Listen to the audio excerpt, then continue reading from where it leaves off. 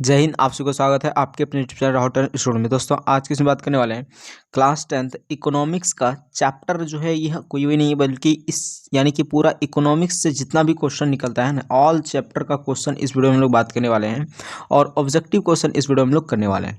दोस्तों इस चैप्टर से यानी कि इस सब्जेक्ट से अगर देखा जाए टोटली जो है लगभग 100-120 के आसपास ऑब्जेक्टिव निकलता है, जो कि आपके परीक्षा की दृष्टि से काफ़ी इंपॉर्टेंट है। ठीक है, लगभग अगर देखा जाए पूरा चैप्टर से अगर आप ऑब्जेक्टिव निकालते हैं तो 150 के आसपास निकलता है। ठीक है, उसमें से जो है इम्पॉर्टेंट सब 100-150 के 100-120 के आसपास है, जो कि हम आपको बताएंगे। ठीक है, और यह वीडियो जो है आपका इकोनॉमिक्स का ऑब्जेक्टिव का वीडियो जो है हम 2 वीडियो में कवर करेंगे। ठीक है, एक वीडियो हम लोग 50 से लगभग 55 क्वेश्चन के आसपास करेंगे और दूसरे वीडियो में इसका टोटल ऑब्जेक्टिव कवर कर देंगे।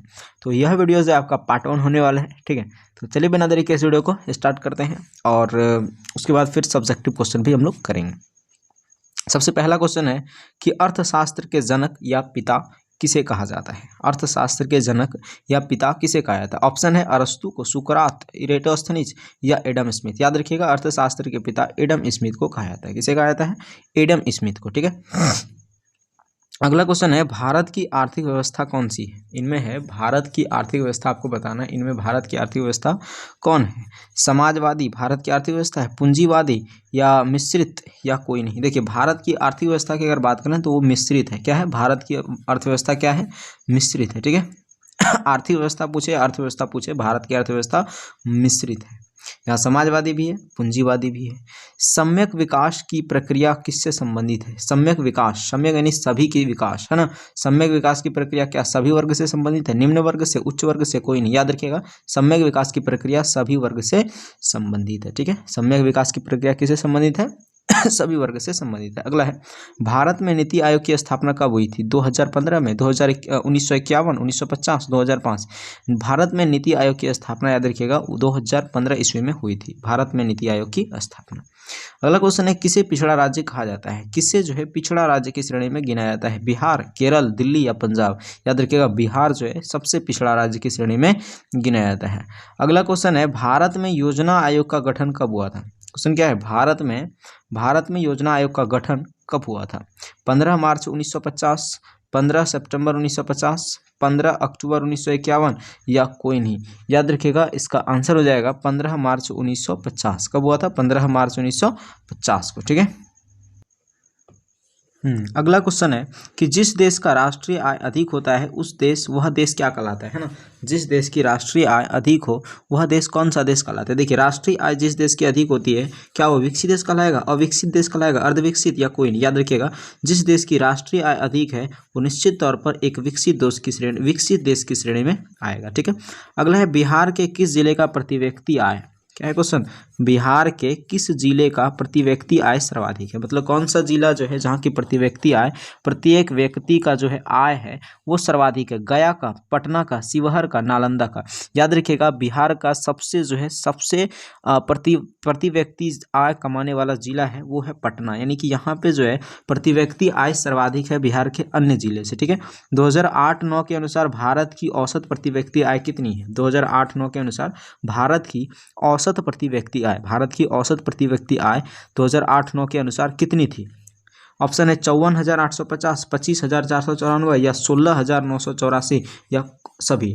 याद रखिएगा 2008-9 के अनुसार भारत की औसत प्रति व्यक्ति आय 25,494 कुछ थे। ठीक है, इतने रुपये थे भारत के प्रति व्यक्ति आय। अगला क्वेश्चन है भारत में वित्तीय वर्ष किसे कहा जाता है? याद रखिएगा 1 अप्रैल से 31 मार्च तक के समय को जो है भारत का वित्तीय वर्ष कहा जाता है। और वित्तीय राजधानी यानी कि वित्तीय स्थान अगर पूछे, वित्तीय राजधानी अगर पूछे तो मुंबई मारिएगा। ठीक है, अगला क्वेश्चन है भारत में किस राज्य की प्रति व्यक्ति आय?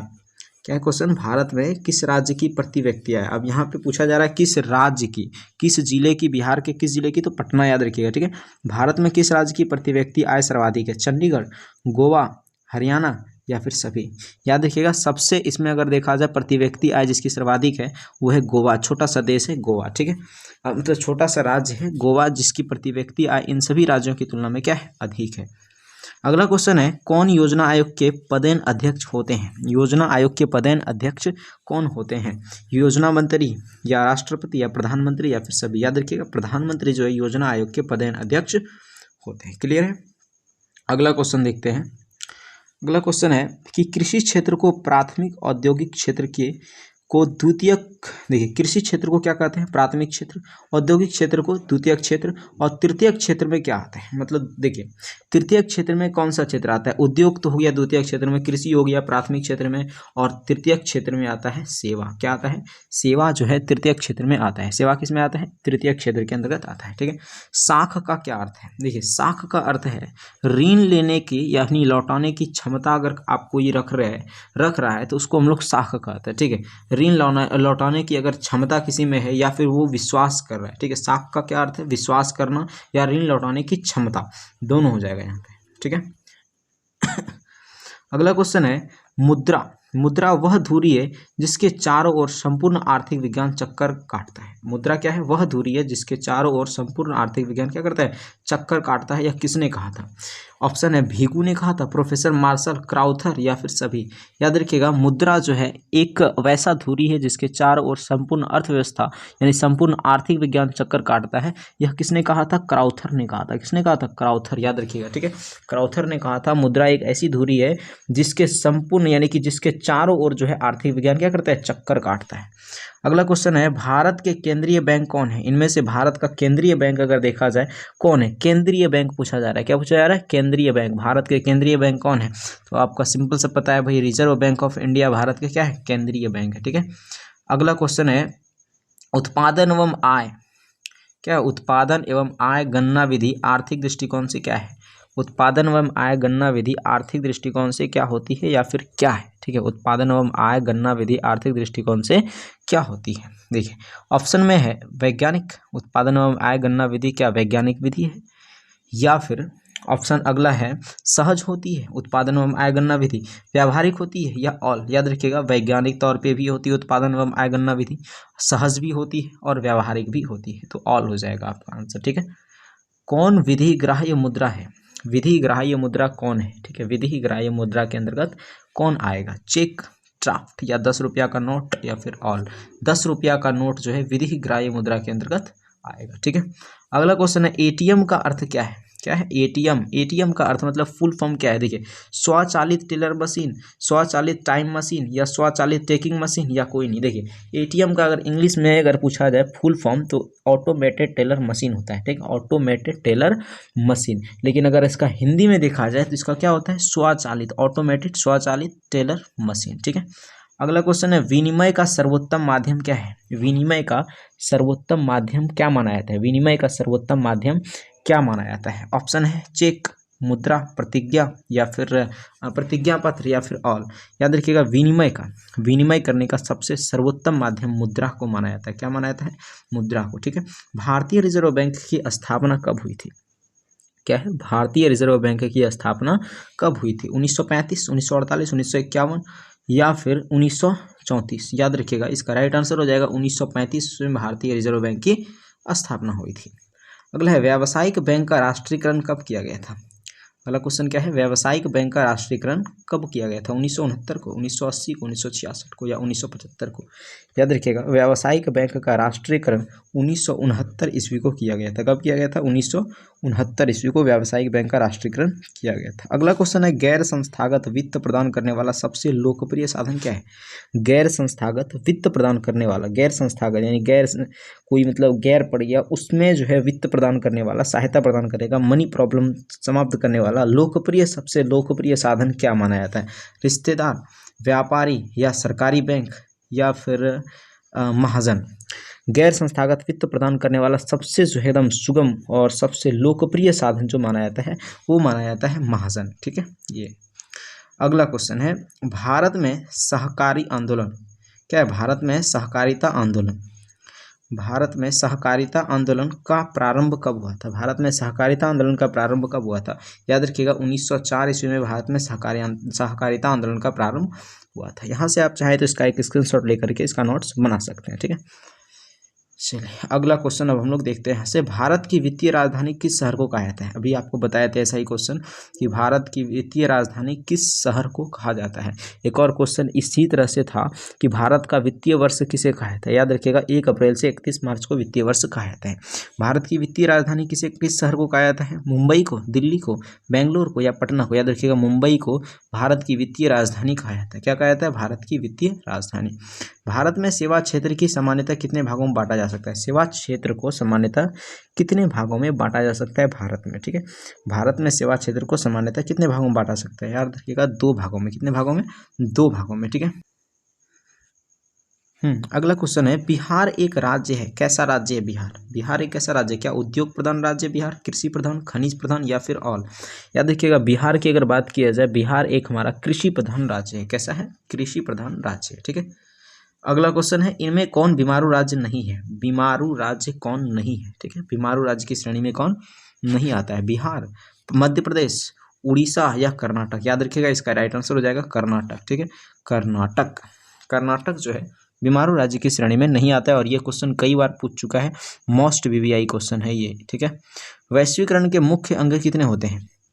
वैश्वीकरण के मुख्य कितने अंग होते हैं? वैश्वीकरण के मुख्य कितने अंग होते हैं? याद रखिएगा 4 अंग होते हैं वैश्वीकरण के मुख्यतः। ठीक है। कौन बहुराष्ट्रीय कंपनी है? इनमें से कौन जो है बहुराष्ट्रीय कंपनी है? क्या पूछा गया है? बहुराष्ट्रीय कंपनी इनमें से कौन है? ठीक है। ऑप्शन में देखिए क्या है, पार्ले, फोर्ड मोटर्स, सैमसंग या कोका कोला? याद रखिएगा कौन बहुराष्ट्रीय कंपनी है? तो पार्ले। ठीक है, फोर्ड मोटर्स हो गया, सैमसंग हो गया, कोका कोला हो गया, ये सब जो है बहुराष्ट्रीय कंपनी, यानी ये जो है पार्ले हमारा बहुराष्ट्रीय कंपनी के अंतर्गत एक तरह से यहाँ होना चाहिए। बहुराष्ट्रीय कंपनी कौन नहीं है, है ना? पार्ले जो है बहुराष्ट्रीय कंपनी के अंतर्गत नहीं आता है, लेकिन Ford Motors, Samsung, Coca Cola ये सब जो है राष्ट्रीय कंपनी है। अगला क्वेश्चन है, जनसंख्या के वितरण के आधार पर वंचित परिवार की प्रतिशतता कितनी है? जनसंख्या के वितरण के आधार पर 30 नंबर क्वेश्चन आप फिर से जरा सा देख लीजिएगा। ठीक है, जनसंख्या के वितरण के आधार पर वंचित परिवार की प्रतिशतता कितनी होती है? जनसंख्या के वितरण के आधार पर वंचित परिवार की प्रतिशतता कितनी होती है? याद रखिएगा 51.3% होती है लगभग, याद रखिएगा। ठीक है। अगला क्वेश्चन है, उपभोक्ता द्वारा शिकायत करने के लिए आवेदन शुल्क कितना लगता है? उपभोक्ता द्वारा शिकायत करने के लिए आवेदन शुल्क, मतलब अगर उपभोक्ता किसी वस्तु की किसी उत्पादक की अगर उत्पादन की जो है शिकायत करना चाहता है तो उसके लिए आवेदन शुल्क कितना लगता है उसके लिए? ठीक है, उसके लिए उसको कितना आवेदन शुल्क देना पड़ेगा? आवेदन जो देना पड़ता है उसके लिए कितना शुल्क देना पड़ता है? तो याद रखिएगा कोई शुल्क नहीं देना पड़ता है। ठीक है, उसे कोई भी शुल्क नहीं देनी पड़ती है उपभोक्ता द्वारा शिकायत के लिए। अगला क्वेश्चन है, सोने के आभूषण की शुद्धता की पहचान किस चिन्ह से की जाती है? मतलब सोने के आभूषण की शुद्धता, मतलब शुद्ध सोना वो है, तो इसकी पहचान जो है किस चिन्ह से की जाती है? ठीक है, शुद्धता की पहचान किस चिन्ह से की जाती है? और सोने आभूषण की। ठीक है, याद रखिएगा वो एक मार्ग जो होता है, एक मार्ग से जो है सोने के शुद्धता की पहचान की जाती है, सोने के आभूषण के शुद्धता की पहचान की जाती है। अगला क्वेश्चन है, सूचना का अधिकार किस प्रकार का अधिकार है? सूचना का जो अधिकार होता है वो किस प्रकार का अधिकार के अंतर्गत आता है? सूचना का अधिकार किस प्रकार के अधिकार के अंतर्गत आता है? याद रखिएगा वैधानिक अधिकार के अंतर्गत। कैसा अधिकार है सूचना का अधिकार? वैधानिक अधिकार के अंतर्गत आता है। अगला क्वेश्चन है, भारत उपभोक्ता संरक्षण अधिनियम की घोषणा कब हुई थी? भारत उपभोक्ता संरक्षण अधिनियम की घोषणा कब हुई थी? भारत उपभोक्ता संरक्षण अधिनियम की घोषणा कब हुई थी? 1987 में, 1988, 1980, 1986? याद रखिएगा 1986 ईस्वी में भारत उपभोक्ता संरक्षण अधिनियम की घोषणा हुई थी। ठीक है। स्वर्ण आभूषणों की परिशुद्धता को सुनिश्चित करने के लिए किस मान्यता पुरातन चिन्ह का होना आवश्यक है? मतलब स्वर्ण आभूषण जो है वो शुद्ध है, इसके लिए उसे कौन से चिन्ह का उसमें होना अति आवश्यक है? याद रखिएगा अभी आपको बताए थे उसमें होना चाहिए कौन सा मार्ग? तो एग मार्ग का निशान। ठीक है, उसकी परिशुद्धता को मतलब सुनिश्चित करने के लिए एग मार्ग का चिन्ह उसमें मान्यता पुरातन चिन्ह का। देखिए पुरातन चिन्ह अगर देखा जाए तो हॉल मार्ग। ठीक है, पुरातन चिन्ह, लेकिन अगर शुद्धता की माप अगर अभी के चिन्ह कर देखा जाए तब एक मार्ग होगा, लेकिन पुरातन चिन्ह तब हॉल मार्ग। ठीक है, तो ए नंबर राइट आंसर हो जाएगा 36 का। अगला है, उपभोक्ता अधिकार दिवस कब मनाया जाता है? उपभोक्ता अधिकार दिवस कब मनाया जाता है? उपभोक्ता अधिकार दिवस कब मनाया जाता है? 15 मार्च को मनाया जाता है उपभोक्ता अधिकार दिवस। ठीक है। अगला क्वेश्चन है, बिहार में क्या जीवन का अधिकार है? बिहार में क्या जीवन है ना, जीवन है, जीवन का अधिकार है, मतलब किस चीज के जीवन का अधिकार है बिहार में? जीवन का आधार अगर यहाँ पे बोला जाए तो सही होगा, ठीक है। मतलब बिहार में जो जीवन जिया जाता है वो मतलब मेनली देखा जाए क्या उद्योग पे डिपेंड होकर के जीता है, सड़क पे, घर से, या फिर कृषि पे। याद रखिएगा कृषि जो है जीवन का आधार है बिहार में, ठीक है। यहाँ पे अधिकार नहीं बल्कि आधार दिया जाएगा। अगला है अर्थव्यवस्था आजीविका अर्जन की क्या है। अर्थव्यवस्था जो है आजीविका अर्जन की क्या है, संरचना है, अकाउंट है, प्रणाली है या ऑल। याद रखिएगा अर्थव्यवस्था आजीविका अर्जन की प्रणाली के अंतर्गत आता है, यानी प्रणाली है एक। अगला क्वेश्चन है भारत में योजना आयोग का गठन कब 15 मार्च को हुआ। मतलब 15 मार्च को तो हुआ ही, भारत में योजना आयोग का गठन 15 मार्च को हुआ, लेकिन कब, याद रखिएगा 1950 ईस्वी को, 15 मार्च 1950 ईस्वी को भारत में योजना आयोग का गठन हुआ था। प्रथम पंचवर्षीय योजना कब शुरू हुई थी। प्रथम पंचवर्षीय योजना कब शुरू हुई थी। प्रथम पंचवर्षीय योजना कब शुरू हुई थी, याद रखिएगा 1951 ईस्वी में प्रथम पंचवर्षीय योजना शुरू हुई थी। 51-52, ठीक है, 51-52 में शुरू हुई थी। चलिए अगला क्वेश्चन है भारत अंग्रेजी शासन का एक क्या रहा है, उपनिवेश रहा है, दोनों, दयनीय रहा है या ऑल। याद रखिए भारत अंग्रेजी शासन का एक उपनिवेश रहा है, ठीक है। बहुत समय तक शासन किया अंग्रेजों ने, करीब 200 वर्ष तक। केंद्रीय सांख्यिकी संगठन की स्थापना किस ईस्वी में की गई थी। मतलब केंद्रीय सांख्यिकी संगठन की स्थापना जो है कौन से सन में की गई थी, कौन से ईस्वी में की गई थी।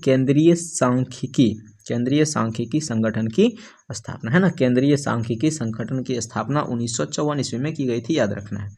मुद्रा विनिमय का क्या है, मुद्रा विनिमय का क्या है, साधन है, अधिक साधन है, माध्यम है या ऑल। याद रखिएगा मुद्रा विनिमय का एक साधन है।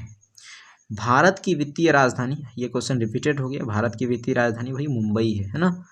चलिए अगला क्वेश्चन है भारतीय रिजर्व बैंक की स्थापना, ये भी क्वेश्चन जो है रिपीटेड हो गया। भारतीय रिजर्व बैंक की स्थापना 1935 में। विश्व व्यापार संगठन की स्थापना कब हुई थी, बहुत ही मस्त क्वेश्चन है, 1995 ईस्वी में, ठीक है।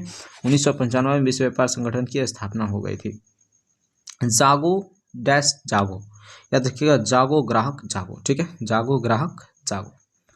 अगला क्वेश्चन है राष्ट्रीय विकास परिषद का गठन कब किया गया था। राष्ट्रीय विकास परिषद का गठन कब किया गया था, क्या है क्वेश्चन, राष्ट्रीय विकास परिषद का गठन कब किया गया था। इसका ऑप्शन है 6 अगस्त 1952, 6 अप्रैल 1952, 6 सितंबर 1952 या 6 अप्रैल 1953। याद रखिएगा राष्ट्रीय विकास परिषद की स्थापना यानी इसका गठन 6 अगस्त 1952 को किया गया था। संपूर्ण क्रांति का नारा किसने दिया था, जयप्रकाश नारायण जी ने दिया था। किसने दिया था, जयप्रकाश नारायण ने। विनोबा भावे ने एक आंदोलन लड़ा था, भूदान आंदोलन और सर्वोदय आंदोलन, ठीक है, तो याद रखिएगा इसका। जेपी ने कौन सा मेथी दिया था, मतलब संपूर्ण क्रांति का नारा इन्होंने ही दिया था और छात्र आंदोलन भी इन्होंने ही नेतृत्व किया था 1974 ईस्वी को, ठीक है। चलिए खैर ये अभी आप नहीं पढ़िएगा, 12th में ये आपको पढ़ना है। अगला क्वेश्चन देखिए आर्थिक क्रियाओं का उद्देश्य क्या होता है। आर्थिक क्रिया जो होता है उसका मेनली उद्देश्य क्या होता है, आखिर क्यों आर्थिक क्रियाएं की जाती है, कि इसका उद्देश्य मेनली अगर देखें क्या मनोरंजन होता है, जीविकोपार्जन होता है, दोनों होता है या कोई नहीं होता है। इसका राइट आंसर होगा दोनों, यानी मनोरंजन भी होता है आर्थिक क्रिया का उद्देश्य और दूसरा जीविकोपार्जन यानी जीवन जीने का, ठीक है। तो यहाँ से आप चाहें तो स्क्रीनशॉट ले सकते हैं ताकि क्योंकि नोट्स बना सकें आप इसका। तो ये हुआ आपका जो है इकोनॉमिक्स का कुछ यानी 54-55 क्वेश्चन जो है हमने क्लियर कर दिया। इस वीडियो में 52 क्वेश्चन हमने कवर किया, ठीक है। और पिछली वीडियो आ गई और उसमें जो है आगे का क्वेश्चन आपको बताया जाएगा।